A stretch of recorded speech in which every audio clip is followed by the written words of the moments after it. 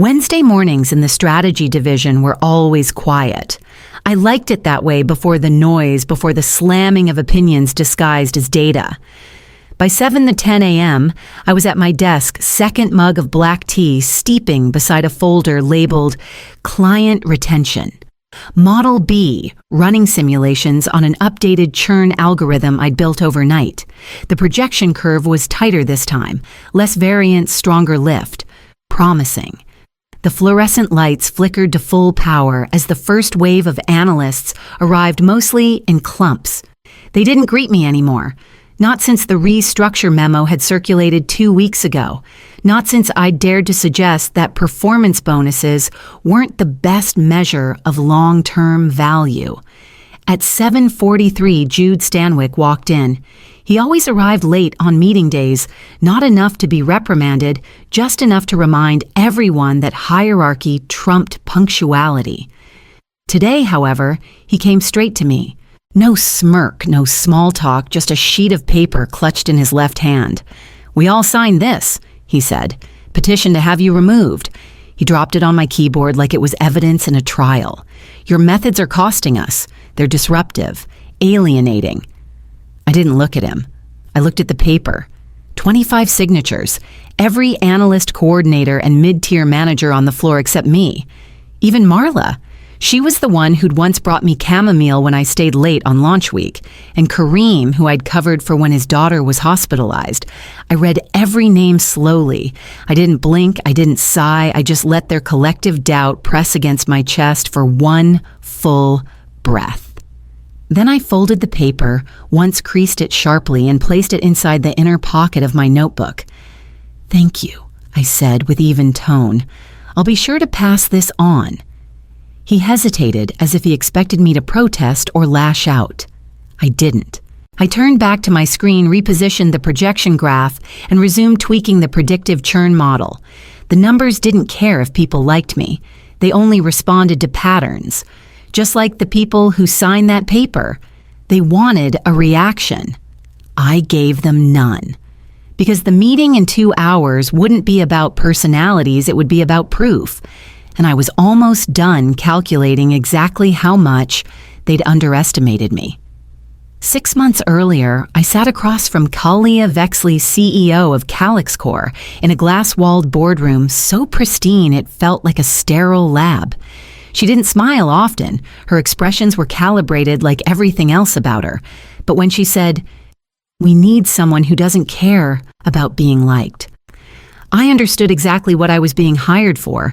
The analytics division had been stagnating for over 2 years. Flat results, zero innovation, and a culture of internal promotions designed more to protect territory than to solve problems. I wasn't inheriting a team, I was being dropped into an ecosystem engineered to reject foreign bodies. Kalia gave me 9 months to change that or recommend a full restructure. I accepted without hesitation. My first day felt more like walking into a court than an office. The welcome email I drafted never went out. The introductory meeting I scheduled was half attended. Jude arrived 20 minutes late with coffee for himself and none for anyone else. No apologies. Just a nod. I presented anyway. Slides benchmarks a roadmap for sustainable growth based on long-term retention strategies and behavioral analytics. They nodded politely, then returned to their silos. By the end of that first week, I was already accidentally left out of 2 strategy syncs and 1 quarterly projection review. I didn't complain. I logged each event noting who had access to the meeting calendar, which reports had been rerouted or redacted, who stopped making eye contact in the hallway. Every entry went into the black leather notebook I carried at all times. Observation, not reaction. I focused instead on establishing a baseline, what the systems were doing versus what they claimed to be doing. Most of the metrics were cosmetic engagement that didn't lead to retention forecasts tuned to match last year's numbers. And then there was Lyra. Lyra Penn was a junior analyst barely 2 years in. She stayed behind after my week 2 review meeting and asked questions, real ones, about model assumptions, about ethical frameworks for behavior scoring. She listened not to impress, but to understand. I made a note beside her name, open mind, under pressure. That was the beginning of the real work, the part no one would see until it was far too late to stop. 3 weeks in, I presented my first major proposal to the full division. No buzzwords, no vague strategic realignment, just numbers, outcomes, and the models behind them. We need to shift away from reactive analytics, I said, clicking through to a projection slide. The current system tracks behavior after it happens. I want to model the behavior before it happens. Predictive retention, psychographic mapping, behavioral segmentation at scale. They stared back like I'd just suggested we build a time machine. I moved on. The implementation phase will require temporary slowdowns, particularly in Q2, but by Q3, we should begin seeing compound lift across client engagement, churn mitigation, and net lifetime value. That's when Jude leaned back in his chair and said, "We're not a lab experiment, Dr. Hartley." A few soft chuckles. Rowan Leach, senior modeler, raised an eyebrow. "So we take a dip in performance and cross our fingers it pays off. Sounds like you're gambling with our bonuses." I looked him in the eye. "We're already losing clients at a rate that threatens long-term viability. That's not a gamble. That's erosion." The room quieted, but not with agreement, only with annoyance. I could feel the resistance hardening. They weren't reacting to my logic. They were reacting to the fact that it wasn't theirs. I returned to my desk after the meeting and checked the version history on the core model file. It had been accessed that afternoon, modified, saved, and overwritten. My simulation was gone. No announcement, no confrontation, just a silent strike. I stayed in the office past midnight, rebuilding it from scratch. Every ratio, every cluster path, every variable. I didn't go home until the projection curve matched the original I'd lost. When I left, the building was dark, and the security guard didn't look up from his crossword. I stepped into the cold with a mental note burned into my head, not about the sabotage, but about the speed at which I'd recovered. Because if they were counting on my collapse, they were using the wrong model entirely. They expected noise, a formal complaint, a confrontation, maybe even a resignation. Instead, I went quiet. I selected 3 small accounts clients often deprioritized because their revenue numbers didn't make headlines. I chose them precisely because no one would watch them too closely. With no announcement, no memo, I applied the full behavioral retention framework I'd rebuilt. Targeted feedback loops, anticipatory churn alerts, customized engagement maps based on psychographic clustering. In 4 weeks, all 3 clients showed a measurable shift. One requested an expanded contract, another removed their account warning. Overall satisfaction scores jumped 22%. No one asked why. I didn't offer. Inside the office, the social temperature dropped even further. Conversations in the break room paused mid-sentence when I walked in. The shared folders I relied on for historical data mysteriously disappeared. Meeting invites failed to reach my calendar until after the meetings had ended. I didn't confront anyone. Instead, I started mapping patterns. Who stopped replying? Who added unnecessary layers of approval? Who signed off on duplicated reports that borrowed phrasing from my own models? I documented everything quietly, thoroughly, without flinching. Meanwhile, Jude and Rowan began presenting tweaks to our client engagement process in leadership syncs. Familiar tweaks. They'd extracted components of my framework, renamed them, and pitched them as incremental improvements born from team feedback. I watched without interrupting. I took notes on every meeting, saved every version history, every timestamp change, because while they rehearsed politics, I was building a case study, not for HR, not for revenge, for leverage. Each late night in the office wasn't a punishment, it was preparation. Every chart I built, every pattern I connected, strengthened the foundation of a report no one had asked for yet, but one I knew they'd eventually have no choice but to read. By the time they realized what I was doing, I intended to already have results they couldn't ignore, and receipts they couldn't rewrite. The monthly KPIs dropped just as I said they would. A necessary contraction, predictable and temporary. But predictable doesn't matter when people are desperate for proof you're wrong. Jude arrived at the performance review with a color-coded slide deck and a tone practiced for maximum concern. He didn't yell. He didn't gloat. He framed it like a tragedy he'd seen coming. The data speaks for itself, he said. Revenue impact, productivity, slowdown growing, client uncertainty. We've seen steady performance for years, and in 3 months under Dr. Hartley, that stability is gone. Then the line he'd rehearsed. Her leadership style is misaligned with our company culture. No mention of the pilot successes. No mention of Lyra's early feedback models now quietly being used by at least 2 other teams. No acknowledgement that the slowdown was part of the implementation design from the beginning. Just the numbers selectively framed. I didn't interrupt. I waited until he finished, then passed a printed report down the table. It was concise 5 pages of comparative projections, early retention markers, and psychographic feedback patterns, indicators trending upward precisely where new systems had been deployed. I included summaries, charts, even a forecast overlay that extended beyond the next quarter. It was clean, quiet, and clear. No one opened it. Someone nodded politely. The meeting moved on. A day later, my parking access stopped working. I was told it was a system error. Then my name disappeared from the internal analytics dashboard. Administrative shuffle, they said. And then came the petition. 25 names. I recognized every one of them. There was no confrontation. Just a page left on my desk during my lunch break. It listed continued disruption of workflow and leadership misalignment as justification for my removal. They weren't fighting a strategy. They were fighting the discomfort of being wrong too soon. So I picked up my pen, wrote the date in my notebook, and logged the petition as Exhibit 37.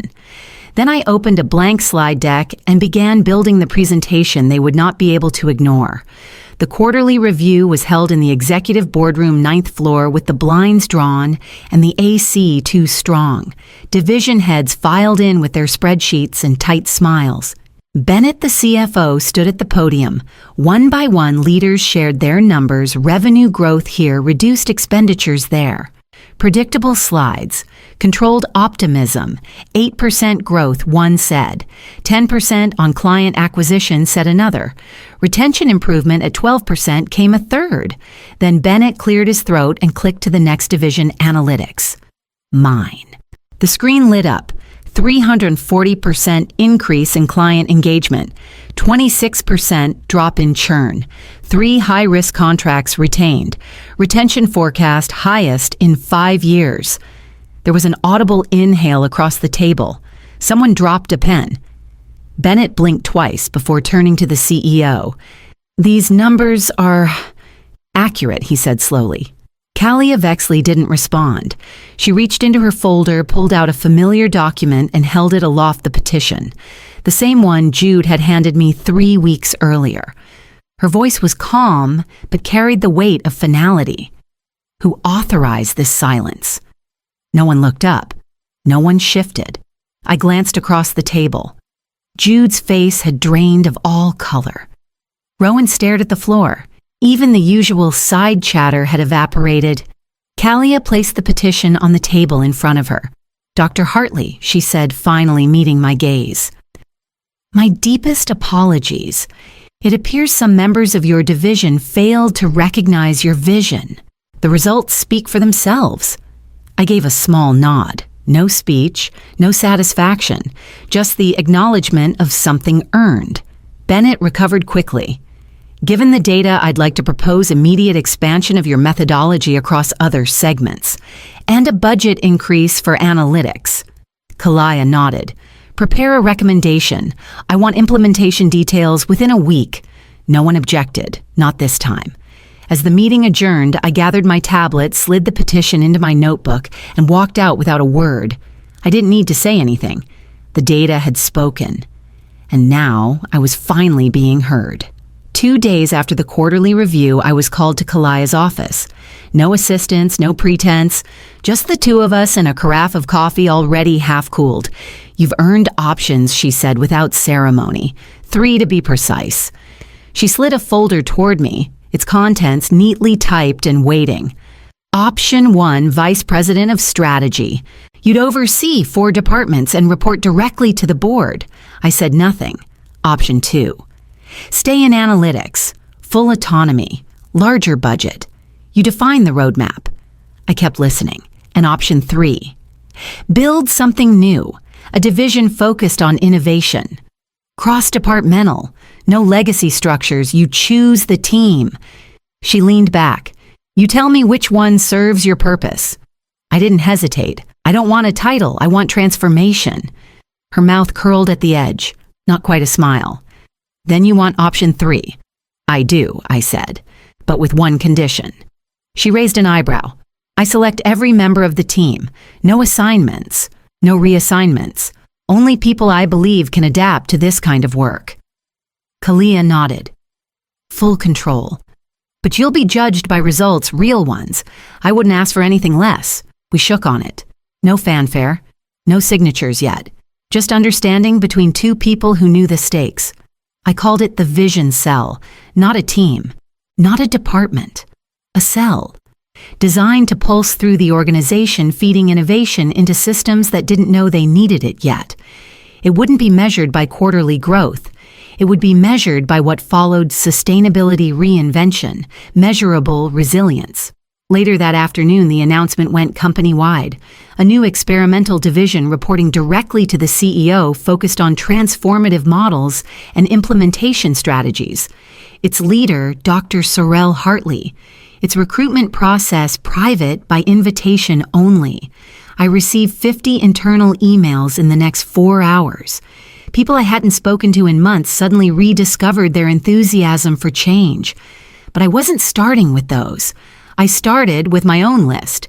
Not by who I trusted, because trust is too easily gamed, but by who had demonstrated capacity for change under pressure, even if at one point they had tried to erase me entirely. The first invitation I sent was to Lyra. She replied within 6 minutes. Yes. 100 times yes. I knew she'd show up early, and she did. Clipboard in hand, eyes clear, no pretenses. She was the first cornerstone in what I intended to build. Then I did something no one expected. I began scheduling quiet one-on-one meetings with some of the petition signers. Not the ones who had been merely passive or indifferent, but the ones who had shown flashes of thoughtfulness beneath the fear. The ones whose resistance had been reflex, not principle. To each, I said nearly the same thing. I'm not here to punish. I'm here to build something better. But that requires people who are willing to change, not just adapt on the surface, but genuinely shift how they work, how they think. If that's you, there's a seat at the table. Some sat frozen in silence. A few offered careful questions. Half said yes, half declined, preferring the comfort of familiar systems to the risk of starting over. Rowan didn't even sit down. I prefer the clarity of structure, he said, arms crossed. This sounds like chaos dressed as vision. I thanked him for his honesty. Jude didn't respond to my initial invitation, but 2 days later he showed up outside the new project space, unfinished, still smelling of drywall and fresh wiring. I'd like to join, he said simply. Not because I expect anything, I underestimated you. And the work. I looked at him evenly. There's no special treatment, no seniority. You start from scratch. Everyone rotates. Everyone contributes. Titles mean nothing here. He nodded. I understand. I believed him just enough to let him in. We launched with 11 people. Modular desks, whiteboards on wheels, digital dashboards instead of hierarchy, no corner offices, just shared responsibility and relentless clarity. And slowly, something shifted. The air felt different. The silence wasn't avoidance, it was focus. By the end of week 1, I could already tell who would thrive. Not by volume, not by confidence, but by who was willing to let go of what they had been to become something new. The vision cell didn't run like anything CalixCorp had ever seen. We stripped away titles, removed fixed offices, and rotated desk assignments weekly. Everyone contributed across roles: analyst 1 week, presenter the next, reviewer the week after that. No one was exempt. Not even me. It rattled the old guard. Jude, used to hierarchy, initially assumed seniority would earn him influence. But here, influence wasn't given, it had to be demonstrated. In a team meeting, he floated a proposal without data to support it. No one pushed back directly. They just moved on. That was the lesson. Lyria, on the other hand, thrived. She didn't push. She clarified. She built frameworks that others could build upon. By the end of the first month, her name appeared across 3 sub-projects, not because I assigned them, but because her teammates requested her. By the start of month 2, we launched our first major deliverable, a predictive engagement tool that mapped client behavior to preferred communication rhythms. It wasn't flashy, but within 2 weeks, response rates rose 18%, and a longtime client sent a message to the CEO. This new system finally feels like you're listening. Kalia forwarded it to me with a single line. More of this. Then the requests started. Could the vision cell consult on product feedback? Could we help standardize the onboarding process? Could we lead a cross-departmental initiative for predictive hiring? We agreed selectively. We didn't scale for attention. We scaled for impact. And then Rowan returned. He emailed first, short, direct. If there's space, I'd like to be reconsidered. I replied the same day. Positions are filled by application only. You're welcome to apply. He did, not long after his file crossed my desk, impressive, detailed, and notably humble. He'd completed 2 of our internal innovation labs. He no longer described his skill set as static but adaptive. We interviewed him like any other candidate. He didn't ask for special consideration. That alone told me something had changed. He joined the implementation group 2 weeks later. By then, the vision cell wasn't just a project, it was a movement. And movements I was learning had momentum no one could stop. 2 years after the vision cell's first prototype, CalixCorp, became something no one had predicted, an industry benchmark. The same company that once clung to process and hierarchy was now leading national panels on adaptive systems and predictive operations. Our retention scores were best in class. Client churn had fallen below industry average. Our stock price had doubled. My methods, once called disruptive, were now listed in onboarding handbooks across departments. Entire units were rebuilt using frameworks born in that uncarpeted project room we first occupied, with mismatched chairs and whiteboards on wheels. Recruiters came next. Then competitors. Global firms made offers: Singapore, Berlin, New York. Corner offices, board seats, blank check budgets. I thanked each one. Declined every time. Until a message arrived from a venture firm I respected. We don't want to hire you. We want to fund you. Whatever you build from the ground up. That one I didn't delete. I spent weeks thinking, walking the city late at night, replaying old meetings in my mind. Not just what I'd built, but what I'd learned. And who I'd learned it with. Eventually, I said yes. Quietly. No big announcements. Before I left, I began private conversations with the team members I trusted most, not just for talent, but for temperament. I said the same thing to each one. I'm building something new. There's a place for you if and when you're ready. No pressure. Just possibility. Some asked for time. Some said yes immediately. A few said no, and I respected that too. On my final day, they hosted a small farewell. Nothing flashy, just everyone together in the central space, laughter soft, the kind that comes from shared effort, not obligation. I gave a short speech. I didn't come here to become an executive. I came to learn how transformation works, and I did. Behind me on the wall, newly hung and centered in a thin black frame, was the petition, the original one. 25 signatures still crisp in ink. This document, I said, turning slightly toward it, almost broke me. But I'm grateful it didn't. Because pressure doesn't just test you, it forges clarity.